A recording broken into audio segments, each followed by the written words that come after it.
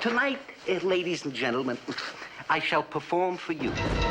He will forever be known as Grandpa, the cantankerous yet lovable patriarch of the Munster family. Al, out of makeup, children, adults, like, oh, there's Grandpa. Oh, hi, Grandpa.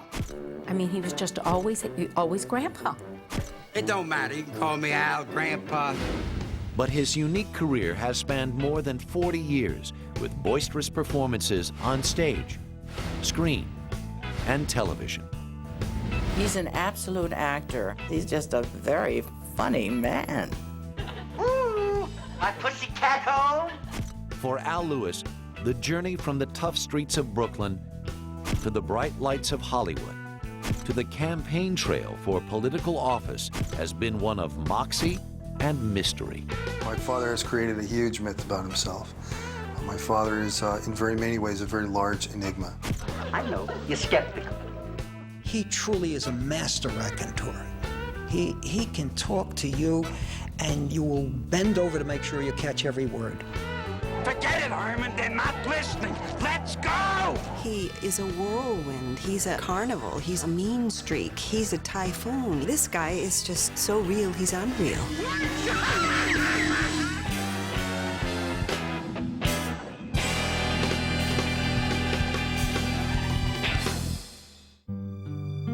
As America entered the 20th century, thousands of immigrants poured through the gates of New York's Ellis Island in search of freedom and prosperity.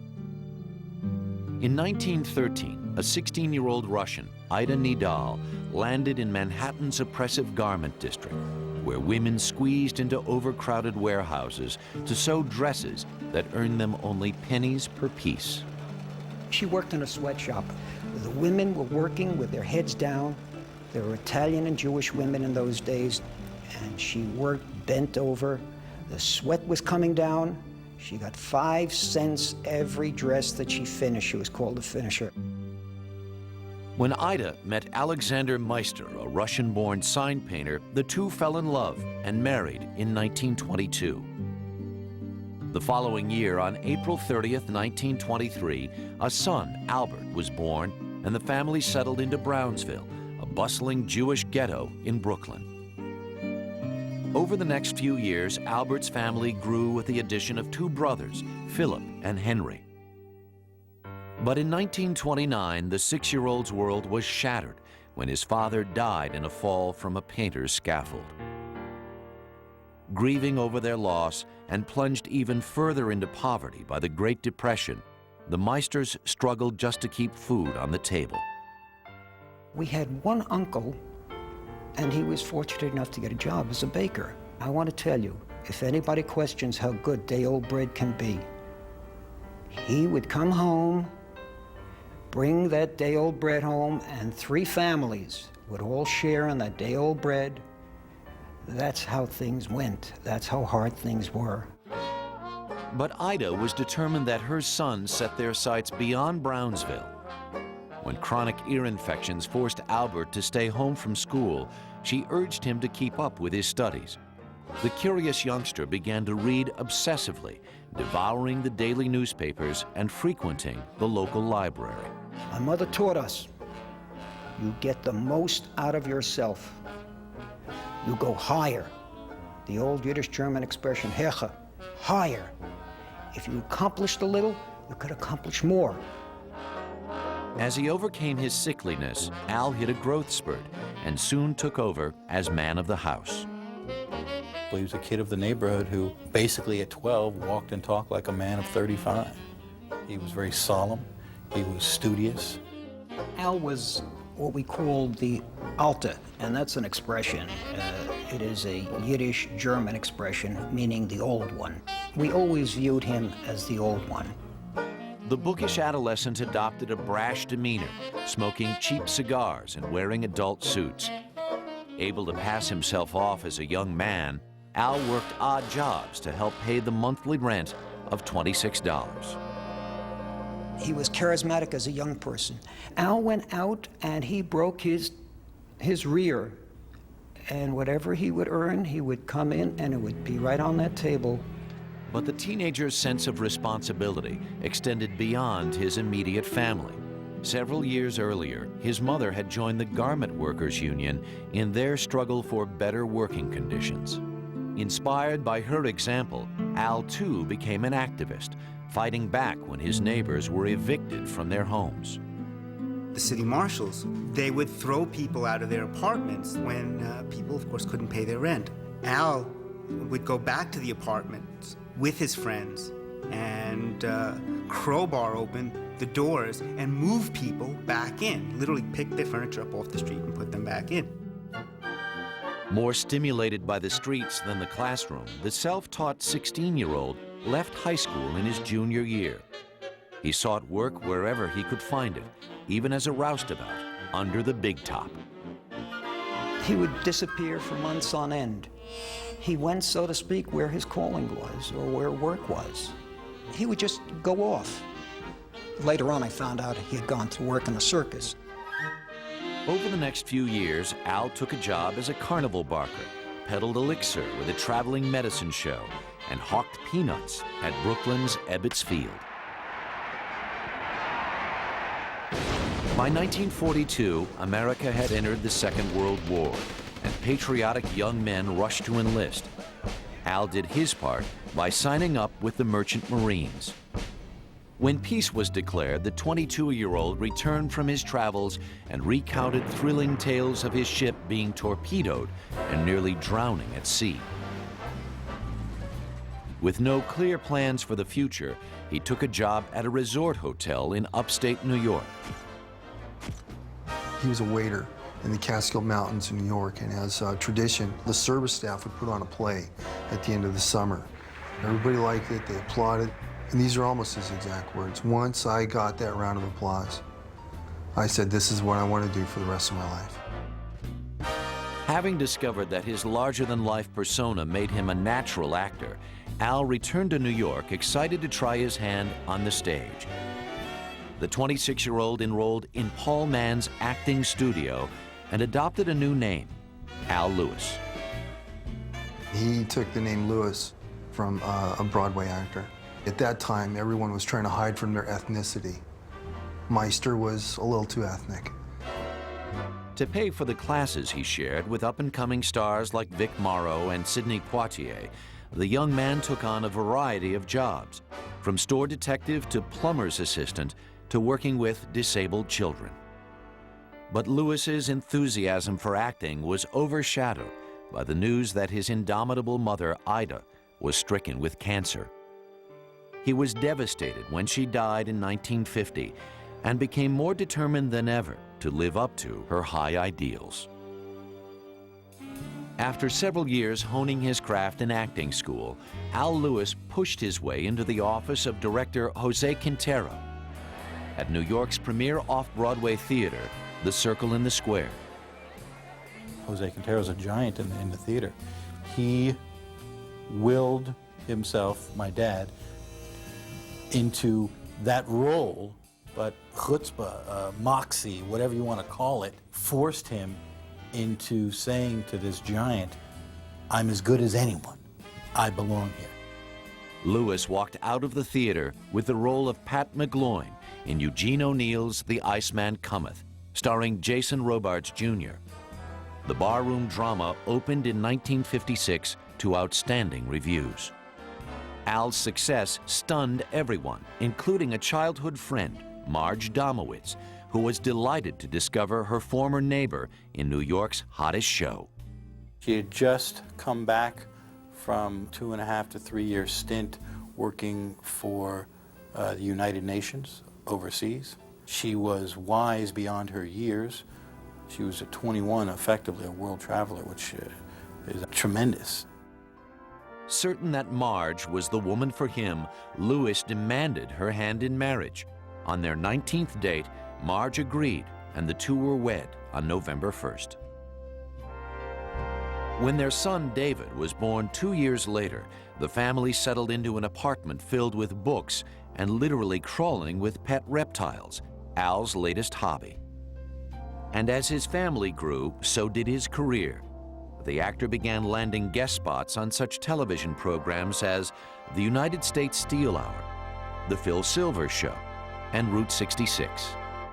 I don't care what you say. That kid ain't no psycho. He had more brains, more chutzpah, more moxie than any guy who ever bellied up to this plank. And that's saying something, mister. Now look, it's past closing Now time. try to get this through that thick skull of yours, will you? He's in danger. And you're a cop. All right, let's try it again. Where is he? I told you, he took off. Where? I told you, with Red. And you don't know where she lives? That's what I said. You're a liar. And you're a cop. Al's success in television, however, didn't stand in the way of his stage career. After appearing in several short-run Broadway productions, Lewis hit pay dirt in 1961 with the smash musical Do Re Mi, in which he played a gangster opposite Phil Silvers and Nancy Walker. By now, the bold kid from Brownsville had carved a niche for himself as a sought-after character actor. But it would take two unlikely roles on the small screen to make Al Lewis a household name. In 1961, while Al Lewis was appearing in Do Re Mi on Broadway, the theater-trained tough guy made a guest appearance on the hit series Car 54, Where Are You? The comedy, conceived by producer Nat Hiken, starred Fred Gwynne and Joey Ross as a pair of bumbling Bronx police officers. Al's small role as a construction foreman garnered attention from critics and viewers alike. I mean, the people wrote thousands of letters. They loved him. And next thing I know, I mean, he was so popular that he became a regular on the show. Recognizing his previously untapped flair for comedy, the producer created the character of Officer Leo Schnauzer, especially for Lewis. Hey, Nichols. What? What are you, a wise guy or something? You know what I mean. You put me on pretty good, huh? What are you talking about? You know what I'm talking about. Today is Thursday, huh? Today is Thursday. Today is Friday. But I tell you, it's Thursday. Why don't you look at a calendar once in a while? I did. That's why I know it's Why don't you learn how to Thursday. read the I calendar? know it's Thursday. A wise guy, huh? I'm the wise guy. It's Thursday. What's going on around here? Schnauzer was so popular that before long, Hiken beefed up the role and gave the boisterous cop an equally rambunctious wife, played by Charlotte Ray. The character that Al Lewis played as Leo Schnauzer, he was very broad strokes. He was almost bigger than life, but yet real. He was a little wild, which made it wonderful. Are you happy? Are you happy? You disgraced us again in front of all the neighbors. I'm disgraced. If you hadn't started with that big mouth of yours. Leo. Look what I'm calling a mouth. That's a burglar alarm with teeth. You see, with his yelling and his screaming, and all I've been trying to do is say 2 words to him all night. Drop dead! Show me how, please. Quiet, the both of you. We had to be the battling Schnauzers. You know, really rough stuff. We had become very intimately hostile, but not in real life. Off-screen, the streetwise Brooklyn-born actor bonded with his tall, Harvard-trained co-star, Fred Gwynne. Though they came from wildly different backgrounds, the two soon became fast friends. When in 1963, NBC abruptly canceled Car 54, Lewis found himself looking for a job. Al quickly landed a small part in his first motion picture, George Roy Hill's The World of Henry Orient, starring Peter Sellers. But one role wasn't enough to pay the bills, especially since his family had grown to include a second son, Ted, born in 1964. When an offer came to star in a TV comedy called The Munsters, the actor quickly flew to Hollywood and appeared in this rarely seen test. In it, Lewis played Grandpa, the vampire patriarch of a ghoulish household, opposite Car 54 co-star Fred Gwynne as his son-in-law, Herman Munster, Joan Marshall as Herman's vampire wife, Happy Durman as the wolf boy Eddie, and Beverly Owen as the family's all-American cousin.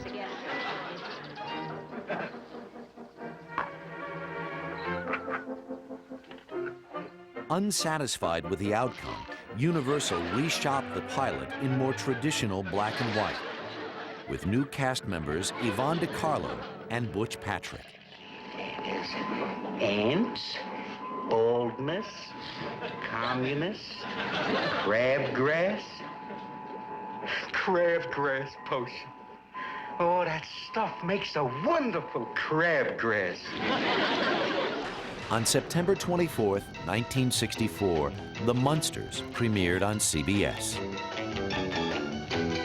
The same month also saw the debut of such escapist fare as Bewitched and rival monster program, The Addams Family. I like to call it like an escapism, and these kind of shows that had no basis in real reality were very popular because they were, you know, they were simple, they were warm, they were non-threatening, there was no real violence. The Munsters was an immediate hit and remained unaffected by the mid-season recasting of Marilyn with actress Pat Priest. Audiences loved Grandpa, who attempted to solve his family's problems with concoctions, potions, and spells. Unfortunately, the cantankerous sorcerer often forgot the proper recipe. He was sweet. He was kind of bumbling. You might have felt sorry for him because he was always kind of not getting things right and he was flubbing up. I'm gonna turn on the machine full blast.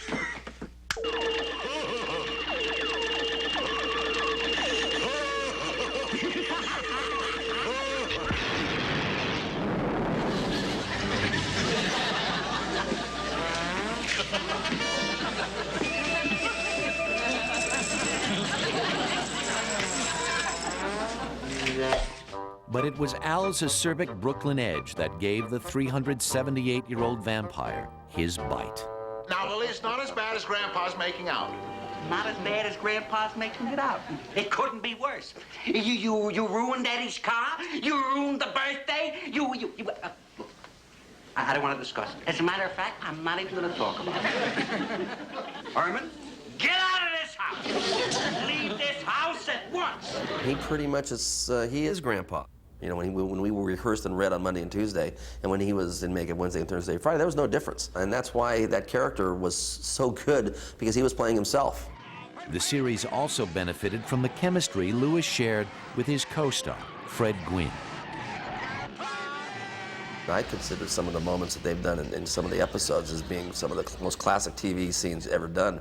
You know, they just had a real rapport and they worked well with each other, and they really were up there, you know, as far as comedic teams with, you know, Laurel and Hardy, Abbott Costello, you know, you name it. Sorry, but the paper was on my side of the line. It wasn't. It happened to be lying right in the middle of the white line. Did you say right in the middle of the line? It's exactly what I said, right in the middle of the white line.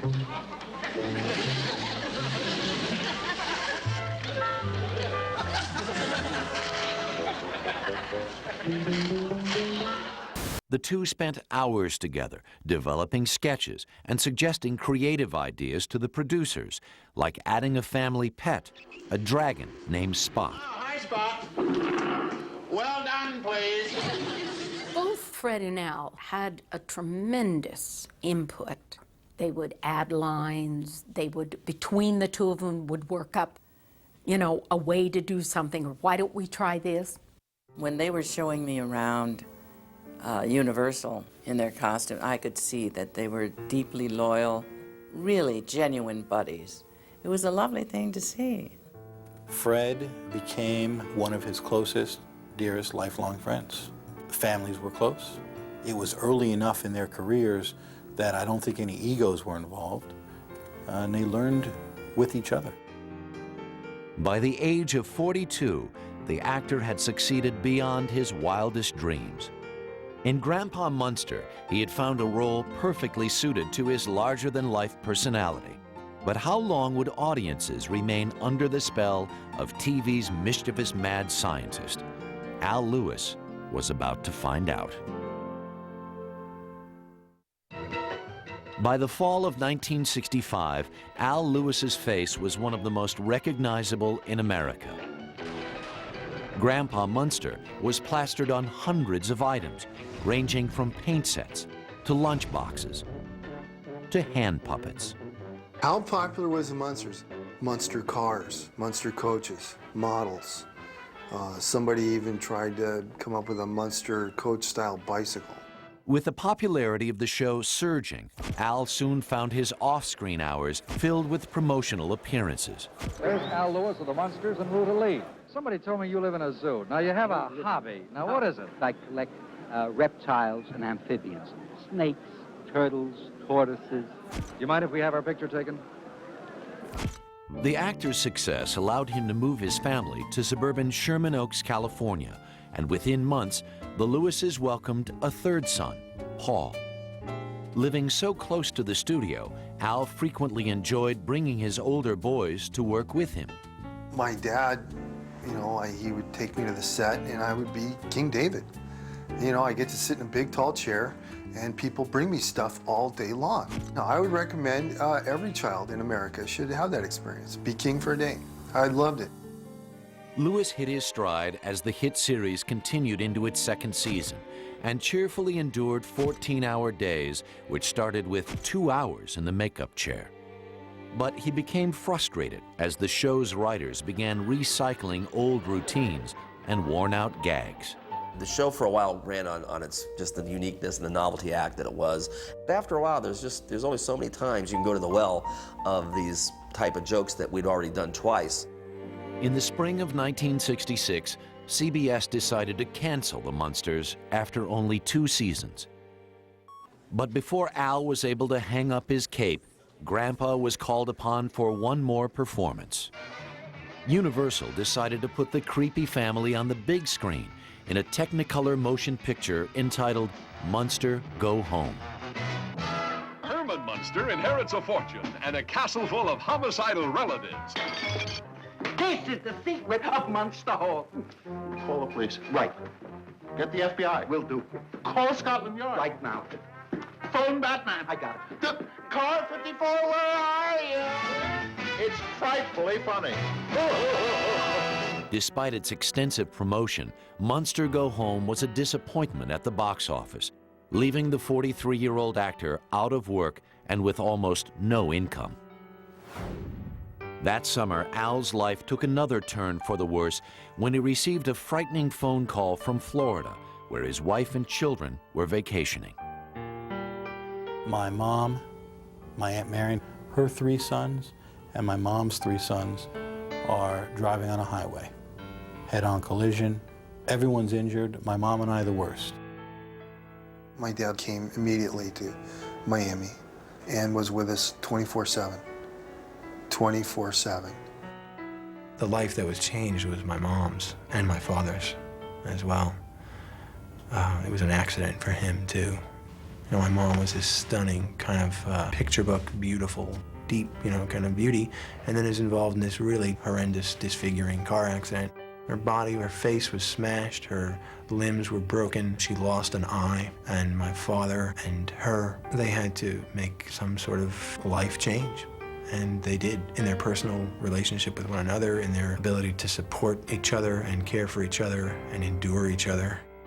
Al spent months by Marge's side, nursing her back to health, until mounting bills forced him back to work. But the actor quickly discovered that his 2-year stint as Grandpa Munster had left him hopelessly typecast. When he landed his next job in 1967 as a guest on the hit series Lost in Space, Lewis found himself playing a character who was all too familiar. Master, we have visitors.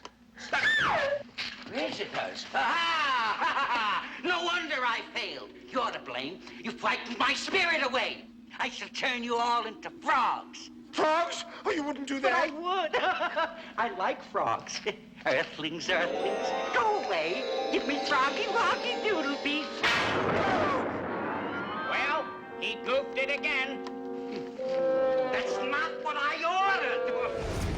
By 1968, the war in Vietnam and the assassinations of Martin Luther King and Robert Kennedy had thrown the country into turmoil. A political activist since his youth, Lewis became caught up in the movement for peace and equality and turned his home into a gathering place for left-wing leaders. We had meetings in our house. People would come by, Stokely Carmichael, Dick Gregory, Ron Kovacs, As far as my dad in politics went, he was to the left. I remember being on a march, Griffith Park, Black Panther rally, some police involvement, and lest we say, having to get out of there rather quickly. A little bit of running. He was always very sensitive to the black issue. He felt it was wrong. He was always a political person. He was always an underdog rooter. And I say it goes back possibly to my mother. Al's concern for the disadvantaged was not restricted to the political arena. His tremendous enthusiasm for basketball gave him the opportunity to lend a hand to underprivileged high school students. Lewis's keen eye for basketball talent earned him a reputation as one of the sport's best scouts, and over the years, his expertise was highlighted in the pages of Sports Illustrated. He loved the game. More importantly, he loved the kids that played the game. So he felt that if he could tell a coach about a kid who is deserving of a scholarship, and otherwise he gets no education, he did it.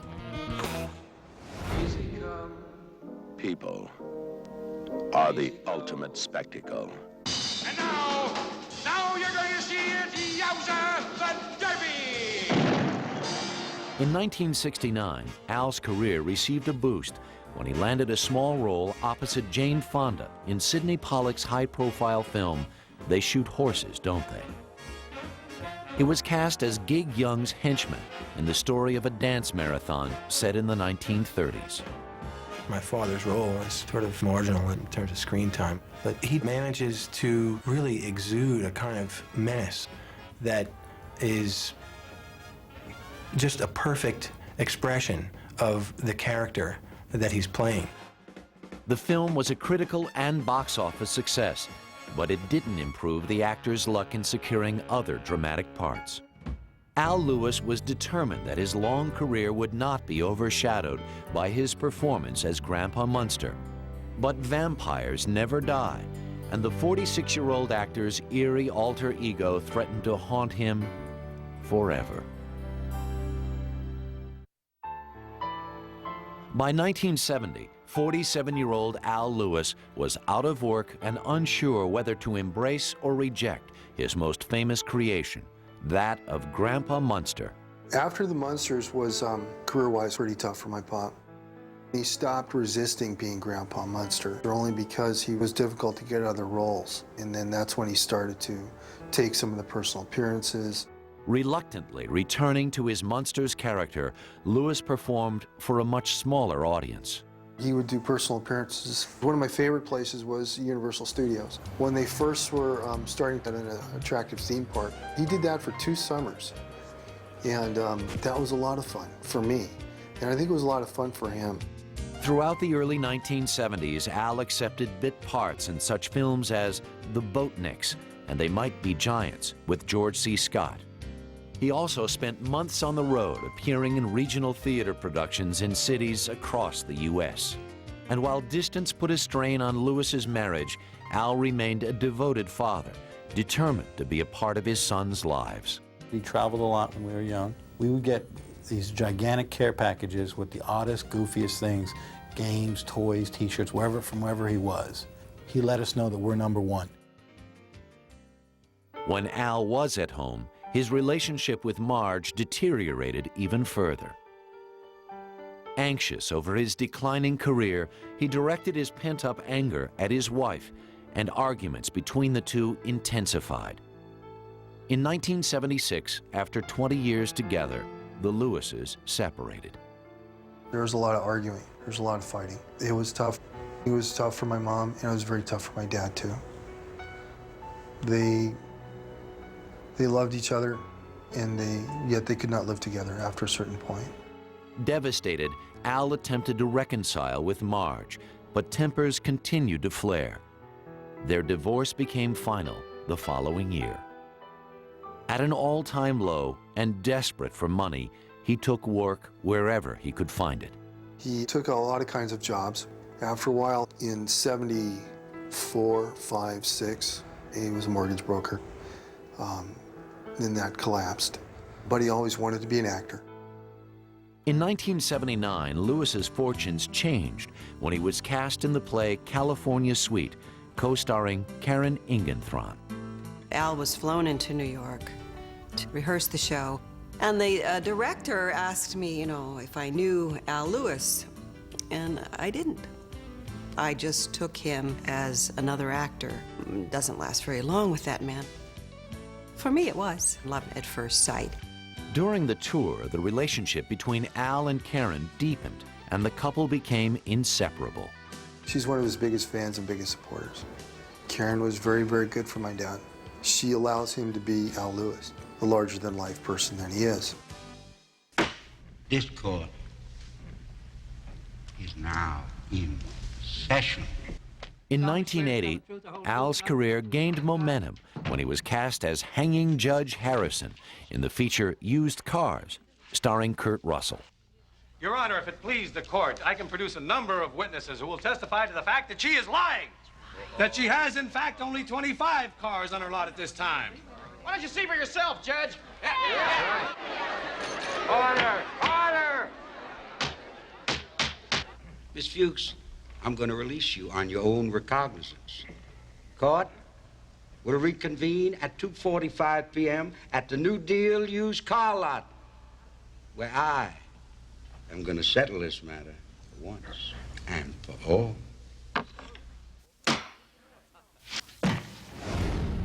But Lewis was unable to escape the ghosts of his past.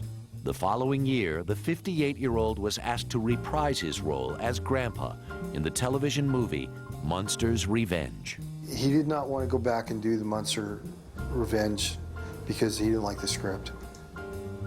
They didn't want to rewrite the script, so they gave him a ton of money, and he did it. Re-teamed with Fred Gwynne, Lewis was thrilled to discover their chemistry still worked, though the material paled in comparison to the original show. Grandpa, so which one am I, Estelle or Marie? What difference does it make? He called for both of us. How do I look? No. Are my seams straight? They are. Unfortunately, your legs are crooked. In 1984, Al and Karen returned to New York, and the couple soon decided to make their union official. Al gave me a ring and said that he wanted to be married to me, and that was it. We had a civil service in the courtroom. His arrival in the Big Apple also brought Lewis opportunities that would take his life in a new direction. I was working in the theater, and he was sort of making the rounds, and he met a man who was interested in creating a restaurant, and it was a match. As a partner in a restaurant called Grandpa's, the energetic 61-year-old took on the role of maitre d' and spokesperson. Al's old pal, Fred Gwynne, put his artistic talent to use by designing the logo. And on April 28, 1987, the Greenwich Village Eatery opened to the public.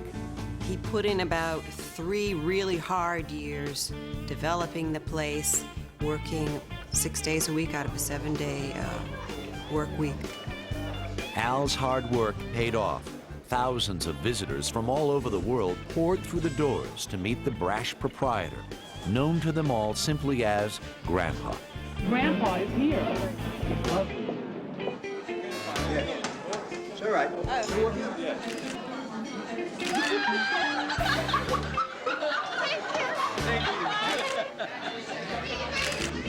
How are you? With the huge success of the restaurant, Grandpa was once again a marketable commodity. There was Grandpa's Comedy Club, Grandpa's Home-Style Pasta, and Grandpa's Silly Scaries, a line of children's videos. But Lewis wasn't about to give up acting. In 1988, he accepted a small part in the comedy Married to the Mob, starring Michelle Pfeiffer. We went around the corner to this movie, Married to the Mob. Had no idea that my dad was in it. And suddenly, oh, what? There's my dad. The audience erupts. Grandpa, Grandpa. It was unbelievable. It was just pandemonium. It seemed as though Lewis was everywhere, and his frequent guest appearances on the Howard Stern radio show helped to keep him in the public eye. But nothing gained the 64-year-old more attention than his on-air appearance at Stern's FCC protest rally. Because we all have a purpose of being here. And that purpose is to say, F the FCC!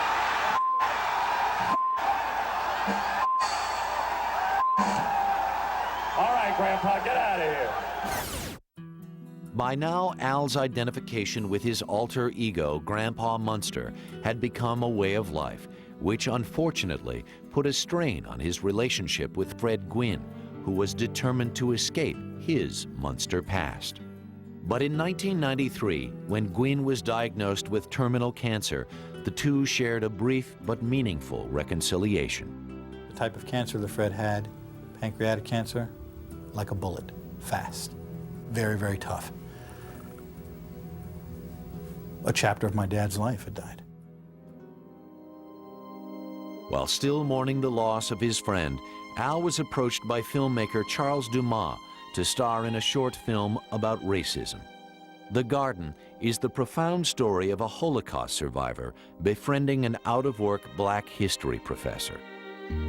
He was invited to do it because Charles Dumas knew him and because they both wanted to create this kind of film. People use it for teaching. From time to time it's shown at a festival. It's a very, very special film. I told you, Abel, this is all your fault. My fault. My fault.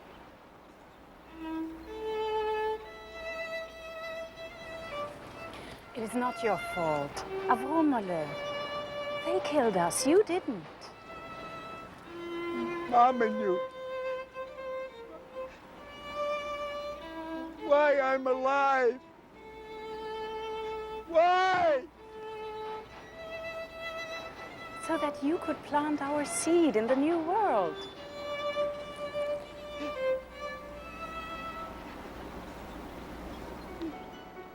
Soon after completing The Garden, the 70-year-old grew tired of the nightly grind at Grandpa's and decided to quit. Within months, the establishment closed its doors forever. He had walked away from the restaurant business, but Al Lewis was about to step into a much bigger arena. It's great to be back. By 1995, the outrageous Al Lewis was one of Gotham's most beloved and approachable characters. Well, to New York, where he lives, he's a very large personality. He knows everybody. Everybody knows him. Cops, store clerks, and people enjoy him. They like to talk to him. But Lewis's popularity reached far beyond his homeland. His notoriety as Grandpa gained him annual invitations to the International Latin American Film Festival in Havana, Cuba, where the actor had become a celebrated guest of honor. He goes because he likes to go and he likes the people. But it's also in part because of his interest in these issues of justice and struggle. And so he brings some medical equipment, you know, packs up suitcases of things that they need because they're in hard times. The busy septuagenarian continued to seek out new challenges. After accepting a cameo spot as his old character, Leo Schnauzer, in the feature-length remake of Car 54, Where Are You?, Al found another outlet for his creative energies. By the late 1990s, Al's passion for politics inspired him to host his own radio show on the New York listener-supported station WBAI. I'm not a politician, I'm a performer. But I know the politics better than they do. Well, I and a bunch of my friends were listening to his radio show on WBAI. At the time, I had no idea that Al was a lifelong political activist. Looking for a gubernatorial candidate who could earn enough votes to put them on the ballot permanently, the Green Party was drawn to the charismatic former vampire. The Green Party approached him and asked him if he would run for governor. I don't think you could have seen two more stunned people than Al and myself when we played our answering machine 2 or 3 times to see if we were hearing right. On August 18, 1998, Al Lewis announced his candidacy for the governor's seat. Without a campaign fund, he canvassed the state, visiting cities small and large. Before us, everybody here, I don't care what you think of him, owes it to Malcolm X. He would go take trains, buses to Rome, New York, Syracuse, little bars, meet with 15 people, hear what they had to say. It was unbelievable. I mean, the guy's energy level was shot up 1,000%. Now more in the public eye than ever, Lewis gave interview after interview. But when reporters dug into the actor's past, they were unable to verify many of Al's assertions. Born April 30, 1910. I've been doing this as a performer since 1922. I taught a specialty. I have a degree in education. I also have a degree in child psychology. Dad has a habit, he's made a lifelong habit of telling too many stories that probably couldn't all be true at the same time. He has this kind of, well, creative habit of mythologizing certain aspects of his life, and he blows certain events up out of proportion. At a time when many politicians found themselves on the defensive, the 75-year-old candidate was undaunted by the scrutiny. Although he lost the governorship to George Pataki, Lewis had put the Green Party permanently on the ballot. He did the impossible. On virtually no money, he went up and down the state, doing interview after interview, and he got 52,000 votes. In the fall of 1999, the aspiring politician once again astonished his public when he announced that he would run for U.S. Senate against Hillary Clinton and Rudolph Giuliani. I heard on the news something about that he was going to run opposite Hillary Rodham Clinton for senator. I don't know what this is all about. Is this madness or is it for real? What's going on around here? Throwing his hat into the political ring wasn't difficult for a man who had worn many during his long and varied career. Grandpa Munster had made the boy from Brooklyn a cult celebrity and gave him recognition with baby boomers that few politicians ever achieve. By the year 2000, the Munsters had been on the air continuously since its debut, and a host of merchandise still flooded the markets. He's so well known. Al on Broadway shows. And that doesn't matter. It's how many millions of people he reached doing Grandpa. Well, that's as much as I can do. After a lifetime in the public eye, Al Lewis had never tired of combining show business, politics, and a genuine concern for the people around him. He does have a flair for being the cranky old guy, and he's really not. I mean, he's really a sweet guy. He's rough, man. He is tough. He has that ability to make you feel on the defensive all the time. But he does it in a way where it's love all the way. It's like he's a natural disaster. He comes through like a tornado, and you're never the same.